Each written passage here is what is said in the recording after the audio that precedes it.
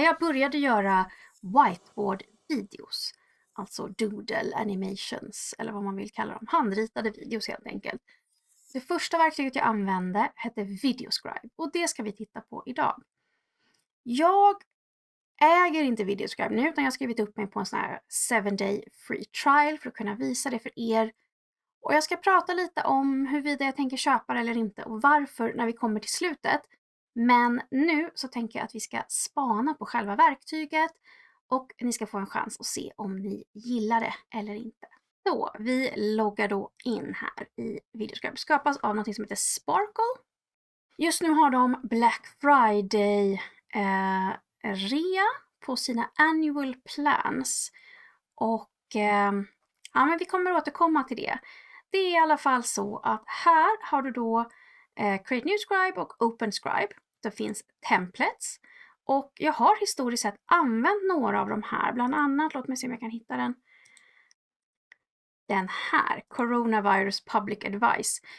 I början av covid, när jag fortfarande jobbade på mitt gamla jobb, så uppdaterade vi och gjorde om den här till svenska. Så. Vi uppdaterade den och gjorde om den till svenska för organisationen jag jobbade för då. Så att jag har absolut haft användning av dem, men det är väldigt mycket så här högtider, julgrejer. Så köp den inte bara därför. Men såklart om det är så att ni ändå har köpt det så ska ni naturligtvis roa er med det här. Men vi går då till Create New. För det är ju det som är roligt. Och då kan vi välja här bilder, texter och Add New Chart. Och sen när vi har lagt till grejer kommer vi kunna använda de här knapparna här nere. Men vi kan börja då med att lägga till. Och då har vi då deras eget bibliotek. Vi kan också söka. Och då kan man köpa från Clipart, Google men också SVG Studio som är betalvariant. Och jag kan också ladda upp mina egna bilder från min dator eller från en URL. Men om vi försöker hålla oss här då till deras egna grejer så kanske vi vill ha people female säger vi då. Då kan vi scrolla runt här tills vi hittar någon som vi tycker känns representativ och allihopa gör ungefär samma miner kan man väl säga. Men vi kanske tar den här damen här i lila, hon verkar glad. Och nu så kan vi bestämma om vi vill låsa fast kameran i den här vinkeln eller inte. För om vi gör det så set camera to current position. Då kommer den förhålla sig till, kan den låsa fast hur jag vill att skärmen ska se ut. Annars så kommer den hoppa runt som bara helskotta. Sen kan jag då lägga till min text. Jag kan byta till ett annat typsnitt om jag vill. Jag kan lägga till mina egna fonts, vilket inte alltid blir jättesnyggt. Jag kan också gå in och byta färg på min text. Så jag kanske vill ha en lila som matchar klämningen här. Jag kan också välja om jag vill ha den centrerad eller höger eller vänsterjusterad. Och sen får jag då skriva in min text. Skriver bara hurra här och hon ser så glad ut. Den här kan jag sen förstora och förminska hur mycket jag vill. Och jag ska bara visa skillnaden här nu på om jag låser den här eller inte. För nu har jag inte låst den här. Och nu kommer det komma massa så här fula så här vattenstämplar här för att jag inte betalat. Så det får ni leva med. Men den ritar då helt snällt upp min karaktär. Och sen så ser ni att det flyttade på sig. Så det här var det som hände. Hade jag då istället låst fast den här. Och då när vi gör exakt samma sak.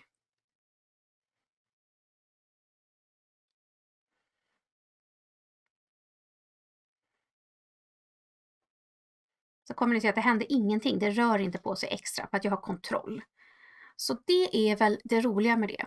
Men det andra som är roligt med det här, det är ju då att du kan liksom krympa ut och in. Så du kan sen då justera ner det här. Så kan du lägga till en ny text. Vi fyller år, säger vi. Jag vet inte varför vi säger det, men nu säger vi det.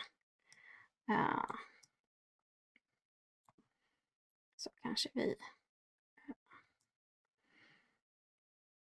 Så där, och så låser vi den. Och sen kanske vi vill minska ner det här ytterligare. Då kan vi dra i den här så vi får den där vi vill ha den. Och sen kan vi då lägga in lite mer text.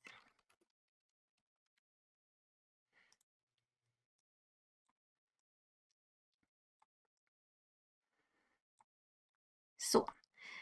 Och den vill vi då också, vi låser fast allting. Så. Då när vi spelar upp nu. Och det här är det verktyget ni kommer känna igen från de här tidiga handritarfilmerna. Så det här är då, skulle jag kanske säga, det vanligaste verktyget.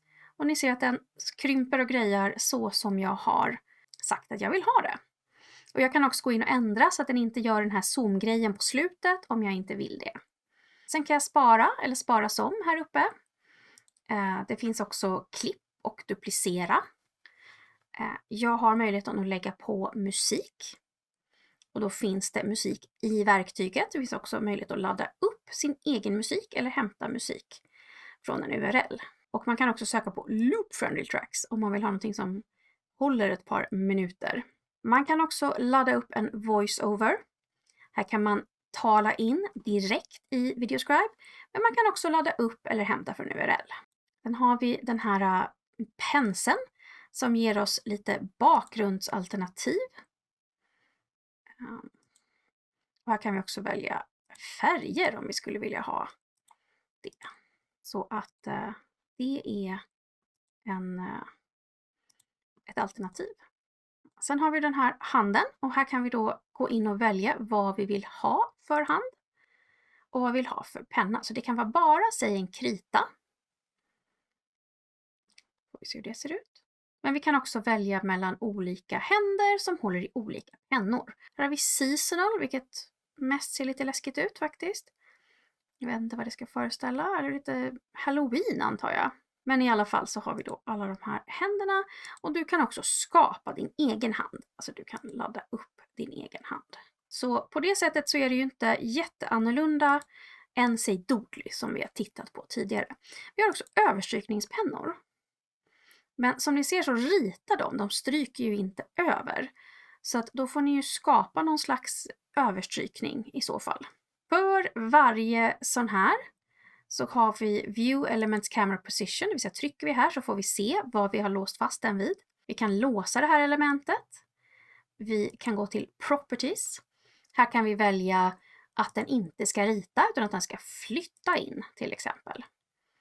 Och via vilken vinkel. Eller typewriter kan vi välja och då skriver den ut. Vi kan också ändra längden för själva animationen, paus och övergång. Och vi kan rotera. Vi kan också gå in och liksom titta på olika filter, så vill vi att den ska ha lite blur eller vill vi att den ska ha kontrast eller vad det nu är för någonting, så kan vi liksom gå in och lägga på det. Och sen kan vi också gå tillbaka då, ändra texten eller byta typsnittet. Och det är väl egentligen det vi kan göra. När vi sen är nöjda med vår kreation, då har vi download or publish. Och då kan vi ta bort den här zoom at end som den då gjorde. Och sen så ser det nu branding removed, och det är för att jag har inte betalat här så att den har den här lilla rackaren här nere. Och sen har vi då download. Vi har get share link or embed code och vi kan ladda ner till PowerPoint. Och jag tar bort zoom at end och så väljer jag ladda ner och då kan jag välja mellan olika format. Och har jag betalat så har jag tillgång till fler format. Om jag minns rätt. Men vi kanske tar en AVI. Och då säger den, det här kan inte du välja för du har inte Pro. Så då får jag väl välja någonting annat då. Så. Och då ser ni här att den exporterar. Det är ju helt meningslöst att försöka använda den här gratisversionen eftersom de här vattenstämplarna verkligen visar att jag har en trial version. Det är ingenting som ligger nere i hörnet eller någonting. Utan det är verkligen genuint omöjligt att få det här att se snyggt ut om man inte betalar. Vilket då leder oss till priser. Så om vi går till Sparkles hemsida då. Och då är det på videoscribe.co. Kan vi titta här. Och då har vi pricing. Och då ser vi då att det här är annual plan. som då är ungefär 2000 kronor om året. Och jag tycker inte det framgår här om det här är inklusive den här discounten eller inte. Men i alla fall så är det den här som de då har discount på. Du skulle kunna betala varje månad om du föredrar det. Det kan ju vara bra om du bara behöver 2 månader till exempel. Du kan säga upp när som helst. Och sen har vi då one-off plan. Och jag höll på att ramla av min stol när jag såg det här, för att sist jag kollade kostade den typ 5-6 tusen och nu kostar den 12 000. Så jag skulle ha slagit till när jag hade chansen. Men i alla fall, det här är då prisplanerna.